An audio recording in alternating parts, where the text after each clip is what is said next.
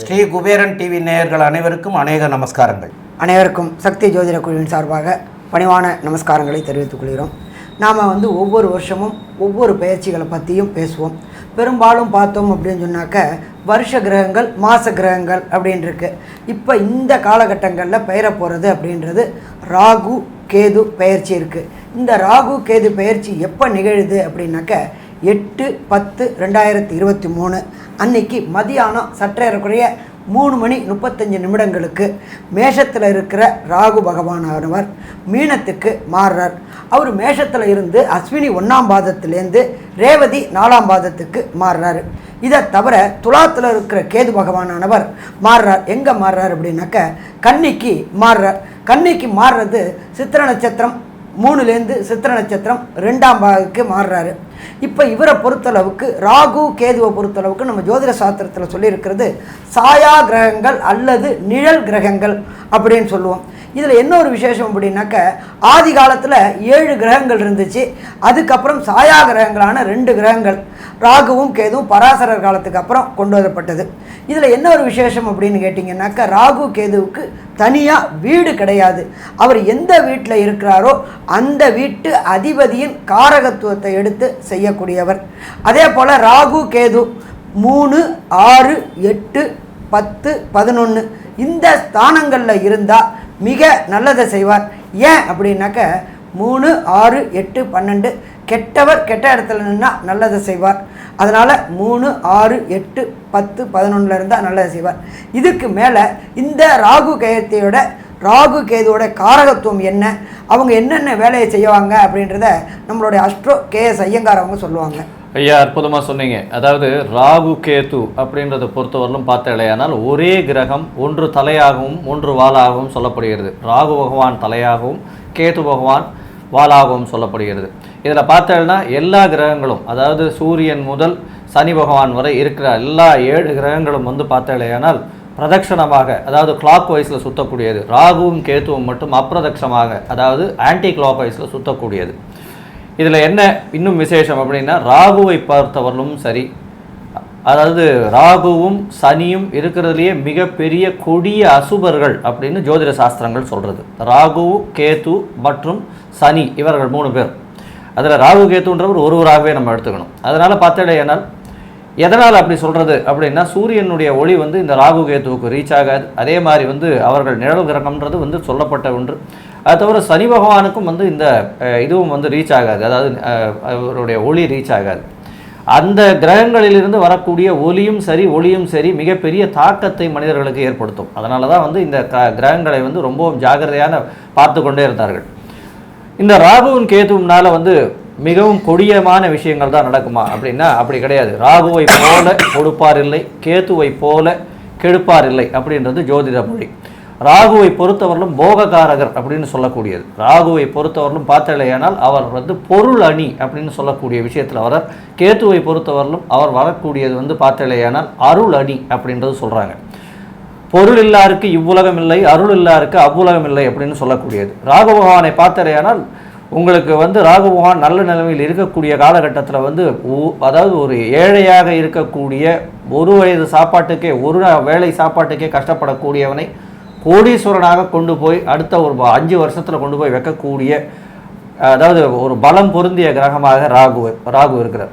ஆனால் ராகுவுக்கும் கேத்துவுக்கும் ஒன்றே ஒன்று என்ன அப்படின்னா ராகுவுக்கு வீடு கொடுத்தவர் அவர் உச்சமாகவோ ஆட்சியாகவோ நல்ல நிலைமையில் இருந்து, அது தவிர அவர்களை இயற்கை சுபர்னு சொல்லக்கூடிய குருவோ சுக்கிரனோ பார்க்க பெற்றாலும் மிகப்பெரிய யோகத்தை அவர்கள் கொடுப்பாங்க. அதாவது ராகு பகவானை போல கோடீஸ்வர யோகத்தை கொடுக்கக்கூடியவர் யாருமே கிடையாது. பொதுவாக பார்த்தீங்கன்னா இந்த தமிழ்நாட்டில் அரசியலில் வரக்கூடியவர்கள் அரசியலில் அந்த அரசியல் ஆசனத்தை பிடிக்கக்கூடிய அளவிற்கு உயரத்தில் சென்றவர்கள் அத்தனை பேருக்குமே இந்த ராகு பகவானோ சனி பகவானோ தசையோ புக்தியோ நடந்தால் மட்டுமே இது சாத்தியமாகும். ராகு பகவானை பொறுத்தவரையிலும் அவர் தசை நடந்ததே ஆனால் கண்டிப்பாக உங்களை மிக உச்சீனமான இடத்துக்கு கொண்டு போய் உட்கார வச்சுருவார். அது வந்து நம்ம நல்லாவே பார்த்துருக்கோம், நிறைய பொலிட்டீஷியன்ஸ் கிட்ட நல்லாவே பார்த்துருக்கோம். நம்மளுடைய பழைய என்ன சொல்கிறது, அரசியல்வாதிகளில் வந்து தலைமை தாங்கினவர்கள்லாம் பெரிய ஆட்கள்லாம் வந்து அவர்கள் வந்து இந்த ராகு திசையில் பெரிய ஆளாக இருந்திருக்காங்க. ராகுவை பொறுத்தவரையிலும் குரு பகவான் ராகுவை பார்த்தால் எந்த ஒரு இடத்தில் இருந்தாலும் அவர் நன்மையை மட்டுமே செய்வார். அதாவது சுபத்துவம் பெற்றுவிட்டால் அவர் வந்து கோதண்ட ராகுவாக மாறி அந்த இடத்தினுடைய காரகத்தை அள்ளி கொடுப்பார். அது எப்படி கொடுக்குறாருன்னா, அதை வாங்கிறதுக்கு உங்களுக்கு 10 கை இருந்தாலும் போகாது, அந்த அளவுக்கு உங்களை வந்து கோடீஸ்வர யோகத்தில் கொண்டு போய் விட்டுருவார். சரி, இப்போ ராகு பகவானை பொறுத்தவரையிலும் பார்க்கும்பொழுது ராகு பகவான் மற்றும் கேது பகவான் இவர்களுக்கு பார்வை பலம்ன்றதும் உண்டு. எல்லா கிரகங்களும் 180 டிகிரியில் தன்னுடைய வீட்டிலிருந்து 180வது டிகிரின்னு சொல்லக்கூடிய 7ஆம் இடத்தை பார்க்கும். இதில் பார்த்தீங்கன்னா ராகுவுக்கு 7ஆம் இடமாக கேதுவும், கேதுவுக்கு 7ஆம் இடமாக ராகுவும் இருக்கிறதும் ஒரே கிரகம்னு நம்ம ஏற்கனவே சொன்னதுனால 1-7 பார்வைன்றது நிச்சயமாக இருக்கும். இதை தவிர பார்த்தீங்கன்னா 3ஆம் இடம் அப்படின்னு சொல்லக்கூடியதும் 11ஆம் இடம் அப்படின்னு சொல்லக்கூடியதும் பார்வை பலம் இருக்குது அப்படின்றத வந்து இந்த ஜோதிட சாஸ்திரங்கள் சில கிரந்தங்கள் அதை வந்து கன்ஃபார்ம் பண்ணுறாங்க. ராகு பகவானுக்கு ரிஷபம் உச்சமாகவும் கேது பகவானுக்கு விருச்சிகம் உச்சமாகவும் சொல்லப்படுகிறது. அதாவது ஒரு ஒரு நூல்லேருந்து ஒரு ஏற்றங்கள் கொடுத்துருக்காங்க.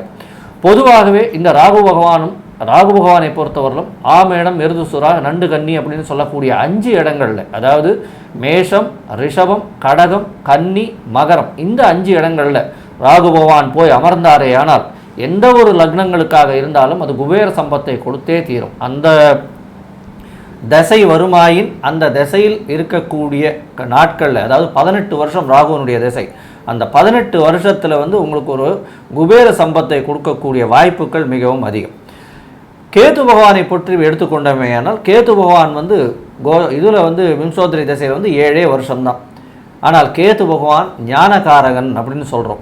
ஏன் ஞானகாரகன் அப்படின்னு சொல்கிறோம்னா, ஒரு இடத்துல போய் நின்னார்னா அதில் பட்டு தெளிந்து தெரியக்கூடிய பாக்கியம்தான் கேது பகவானை பற்றி கிடைக்கும். அதாவது எப்படின்னா, 6ஆம் இடத்துல போய் இருக்கார், இல்லை நல்ல தனஸ்தானத்தில் போய் இருக்கார் அப்படின்னா உங்களுக்கு பணத்தை அள்ளி கொட்டிகிட்டே இருப்பார். உங்களால் அதன் மூலியமாகவே நீங்கள் வந்து மாட்டின்றுவீங்க, அதன் மூலியமாகவே நீங்கள் வந்து கஷ்டத்தில் என்ட்ராவீங்க. அதனால் நீங்களே வந்து வரக்கூடிய வருமானத்தை போதும்ன்று நிறுத்தி கொண்டு உங்களுடைய மனநிலையை நீங்கள் மாற்றுவீங்க.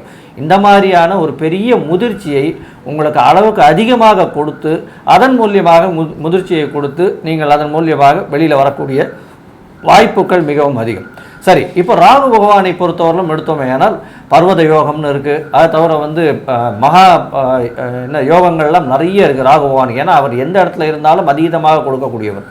கேது பகவானை பொறுத்தவரையிலும் கேள யோகம் அப்படின்னு சொல்கிறாங்க. கேள யோகம் அப்படின்னா வந்து குரு பகவான் கேதுவை 7ஆம் பார்வையாக பார்த்தோ, கேதுவும் குருவை சரிசமமாக பார்த்தோ, அல்லது கேதுவும் குருவும் சேர்ந்து இருந்தோம், இந்த மாதிரியான ஒரு விஷயங்கள் நடந்ததே ஆனால் அவர்களுக்கு கேள யோகம் அப்படின்றது வரும். குருவினுடைய சுபத்துவம் வந்து அதிகமாக கேதுவுக்கு போகிறதுனால கண்டிப்பாக அவர்கள் வந்து ஒரு பெரிய ராஜயோகத்தை அவர்கள் அடையக்கூடிய வாய்ப்பு உண்டு. கோடீஸ்வர யோகம் வரும், ராஜயோகம் இல்லை கோடீஸ்வர யோகம் வரும். இந்த தசை 7 வருஷத்து தசை வந்து கேது தசை, இது வரணும். 2 வருஷத்தில் அவன் வந்து கோடீஸ்வரன் ஆகிடுவான், பிச்சைக்காரனாக இருப்பான்.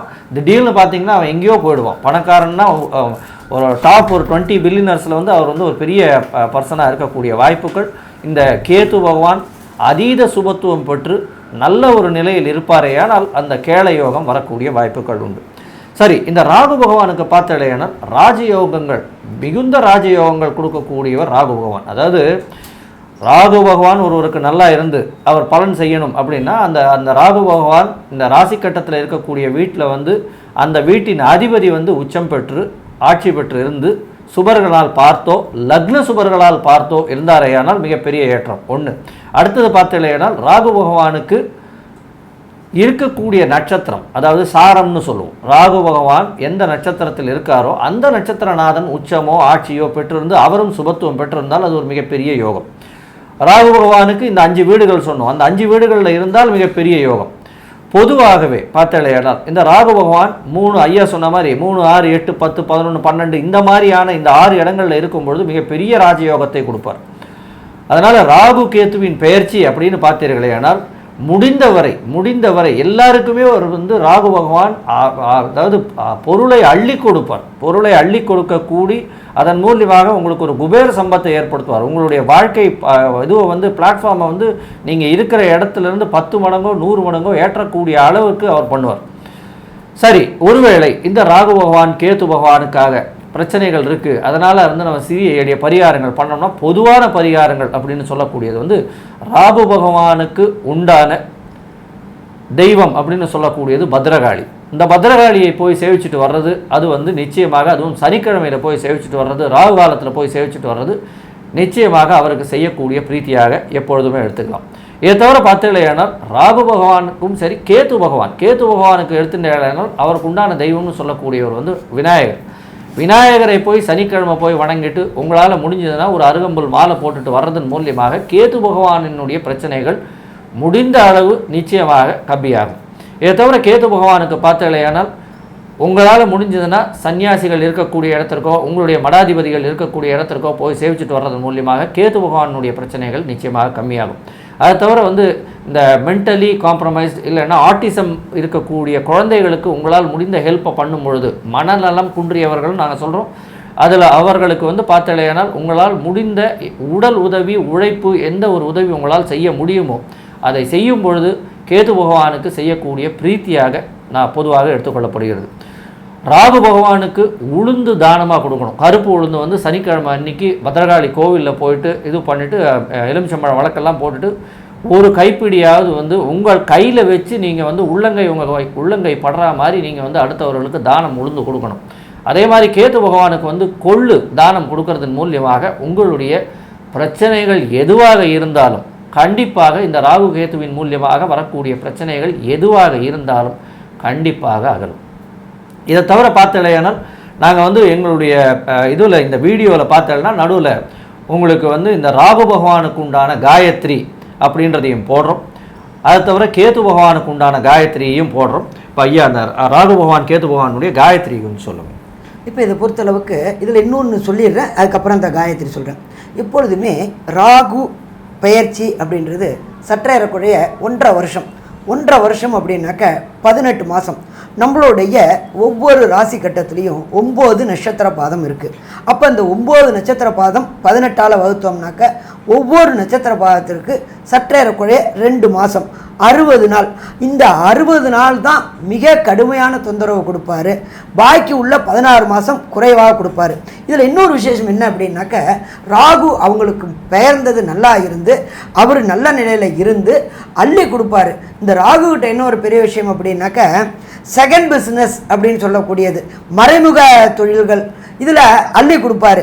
நம்ம அள்ளி கொடுக்குறாருன்னு நினச்சிக்கிட்டு மேலும் மேலும் தவறுதலாக போயிட்டே இருந்தோம் அப்படின்னு சொன்னாக்க அடுத்து வர குரு தேசையில் அதை போட்டு பார்த்துருவார். அப்போ இந்த ராகு பயிற்சியும் சரி, ராகு திசை நடக்கிறவங்களும் சரி, நேர்மையான வழியில் நாம் ஜெயிச்சுக்கிட்டு வந்தோம் அப்படின்னா அந்த ஜெயிப்பானது அடுத்து வர குரு தேசையிலையும் நிற்கும். அடுத்தது ஒரு சில பேருக்கு ராகுவோடைய நட்சத்திரத்தையே சாரத்தை வாங்கியிருந்தால் அந்த திசை பெரிய அளவுக்கு செயல்படுமா அப்படின்னாக்க பெரிய அளவுக்கு செயல்படாதுன்னே சொல்லலாம்.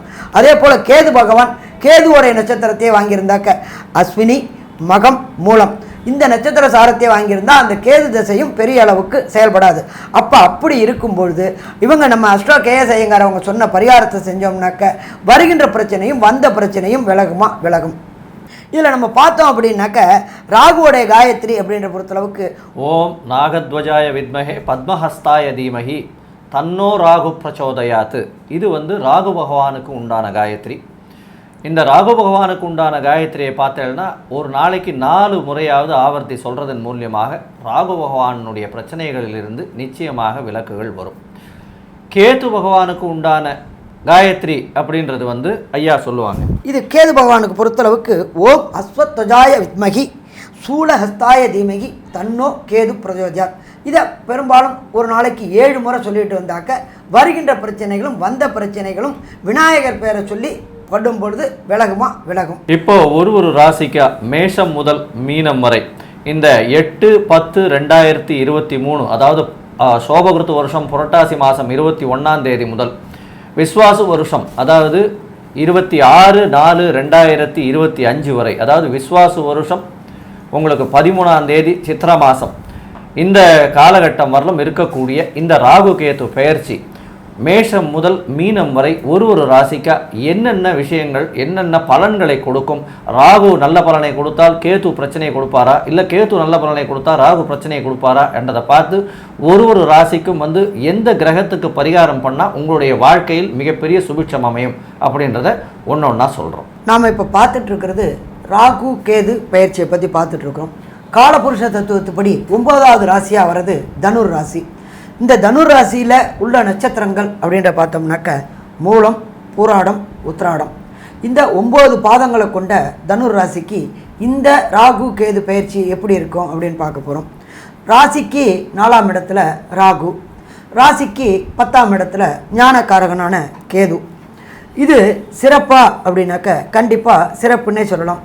ஏன் அப்படின்னாக்க ராசியாதிபதியோட இன்னொரு வீடான மீனத்தில் ராகு வரார்.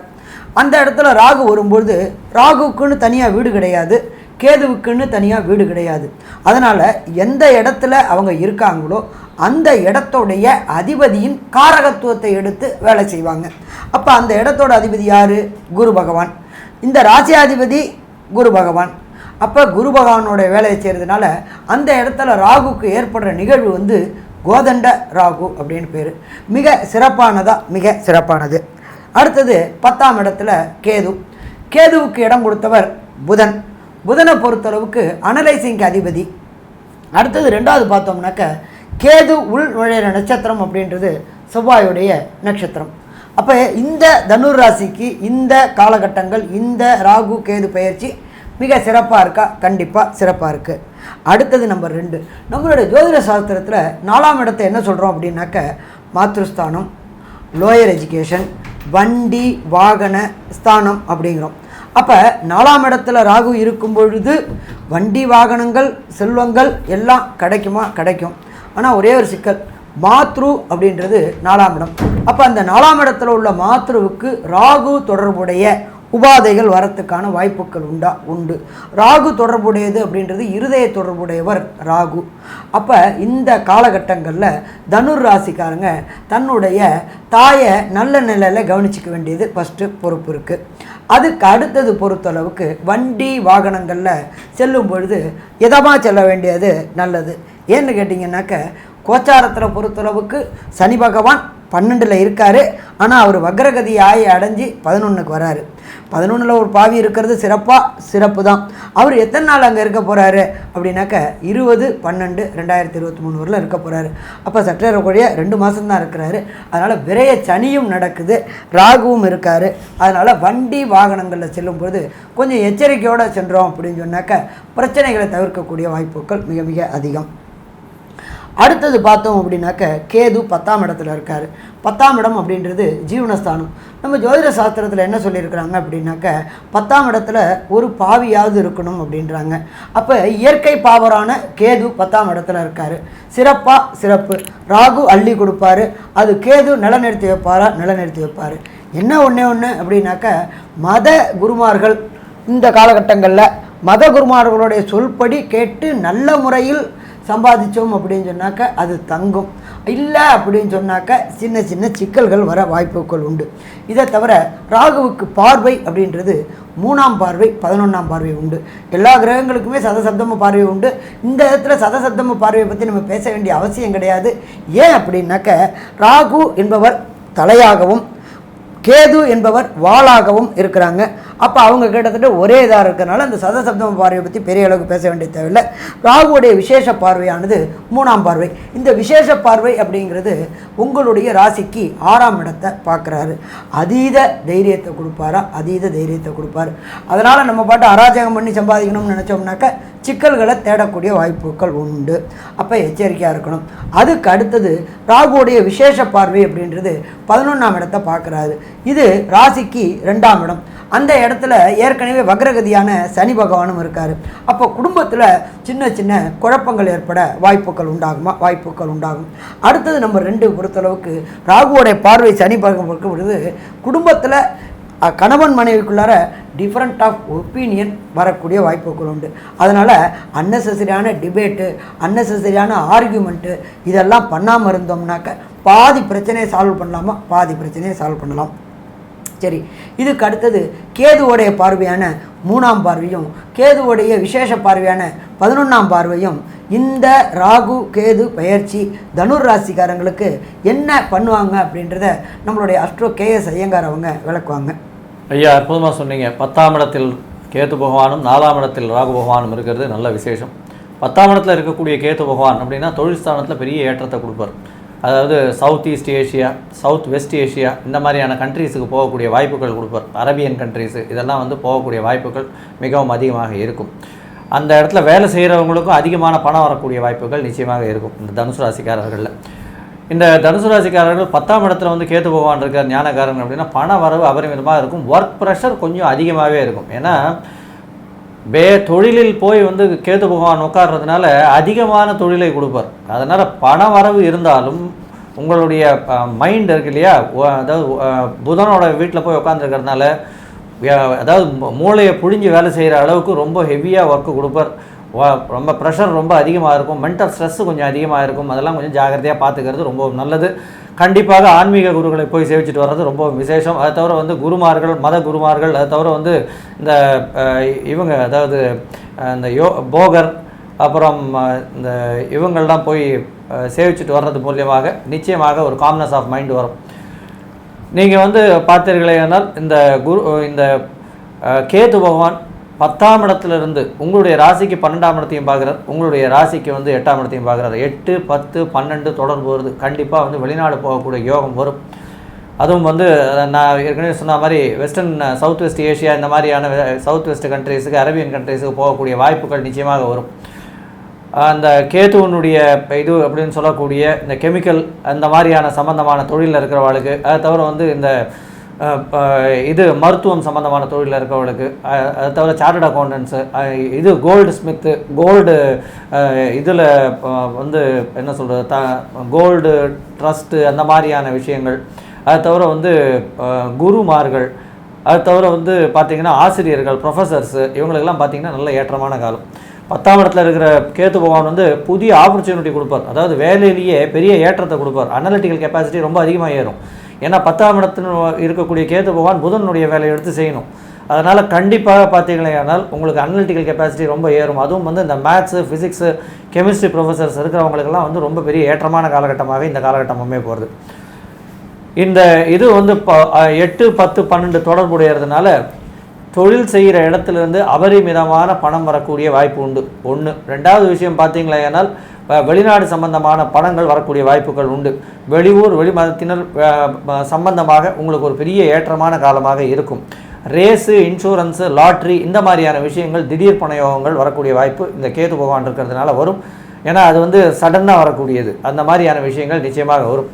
இந்த கேது பகவான் இருக்கக்கூடிய இந்த 1.5 வருஷ காலத்தில் பார்த்தோம்னா பெரிய ராஜயோகத்தை உங்களுக்கு நிச்சயமாக கொடுக்க போகிறார். எப்போன்னா இந்த மே மாதத்துக்கு மேலே, அதாவது மே 2024க்கு மேலே பார்த்தோம்னா குரு பகவான் கேது பகவானை பார்க்குறார். இந்த காலகட்டத்தில் பார்த்தோம்னா கேது பகவான் சுபத்துவம் அடைகிறதுனால கண்டிப்பாக உங்களுக்கு ஒரு திடீர் பண யோகம் வரக்கூடிய வாய்ப்புகள் உண்டு. இன்சூரன்ஸ் வழியாக திடீர் பண யோகம் வரும். அதை தவிர வந்து விலையே போகலை அப்படின்னு சொல்லக்கூடிய ஏதோ ஒரு ஷேர்ஸ் கையில் வச்சுட்ருப்பீங்க. அது திடீர்னு பார்த்தீங்கன்னா ₹1 வாங்கின ஷேர் வந்து ₹1000 போயிட்டுருக்கும். அது உங்களுக்கே தெரியாமல் திடீர்னு பண யோகத்தை கொண்டு வந்து கொடுக்கும். இந்த மாதிரியான ஒரு பெரிய மாற்றங்களை, ஏற்றங்களை கொடுக்கக்கூடிய இந்த ராகு கேது பயிற்சி கேது பகவானால் இந்த பெரிய ஏற்றத்தை கொடுக்கக்கூடிய வாய்ப்புகள் நிச்சயமாக உண்டு. இப்போ நம்ம ராகு பகவானுடைய ஏற்றத்தையும் அவர் எந்த அளவுக்கு வந்து மாற்றத்தையும் இந்த தனுசு ராசிக்காரர்கள் கொடுப்பாருன்னு நம்ம ஐயா கிட்ட கேட்கலாம். ரொம்ப அற்புதமாக தெளிவாக 2 பேருமே சொல்லியிருக்கிறீங்க. இதுக்கு மேலே நான் சொல்கிறதுக்கு என்ன இருக்குன்னே எனக்கும் தெரியல. இருந்தாலும் சொல்கிறதுக்காக சொல்கிறேன். அவருடைய பார்வை அப்படின்னு சொல்லக்கூடியது, இந்த ராகுவோட பார்வை வந்து 3ஆம் பார்வையாக அவர் 6ஆம் இடத்தை பார்க்கிறார். அந்த 6ஆம் இடத்தை பார்க்கிற காரணத்தினால தொழில்துறை செய்பவர்களுக்கு பெரிய நல்ல வாய்ப்பை கொடுக்கக்கூடிய காலமாக அமையும். அதாவது பொற்காலமாகவே அமையும். ஏன்னா 10ல் இருக்கிற கேது 6ஆம் இடத்தை பார்க்கிறாரு ராகு. அதனால வந்து நல்ல வாய்ப்பை கொடுப்பார்.